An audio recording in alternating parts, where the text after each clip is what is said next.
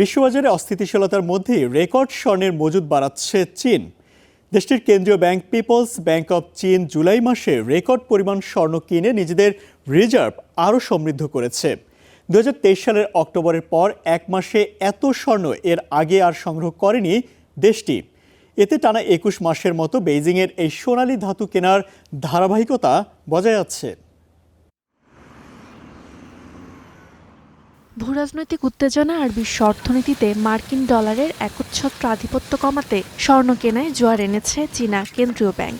রয়টার্সের প্রতিবেদন অনুযায়ী গেল জুলাই মাসে চীনের কেন্দ্রীয় ব্যাংক রিজার্ভে যুক্ত করেছে প্রায় 6,40,000 আউন্স স্বর্ণ, যা প্রায় 20 টনের সমপরিমাণ।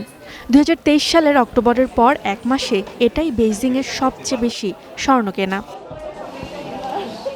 এর মাধ্যমে টানা 21 মাসের মতো নিজেদের স্বর্ণের রিজার্ভ বাড়ালো বিশ্ব অর্থনীতির দ্বিতীয় বৃহত্তম এই দেশটি।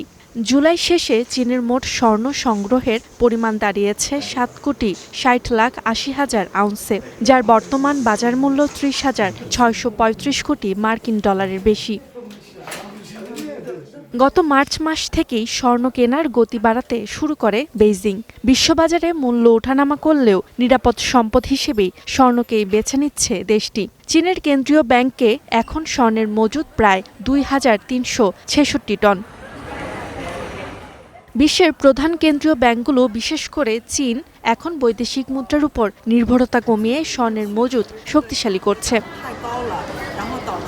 বিশ্লেষকরা বলছেন, বিশ্বজুড়ে কেন্দ্রীয় ব্যাংকগুলোর এই বিপুল পরিমাণ স্বর্ণ কেনা ইঙ্গিত দিচ্ছে মার্কিন ফেডারেল রিজার্ভের সিদ্ধান্ত ও অর্থনৈতিক অস্থিতিশীলতার সময়ে স্বর্ণের চাহিদায় মন্দা আসার সুযোগ নেই।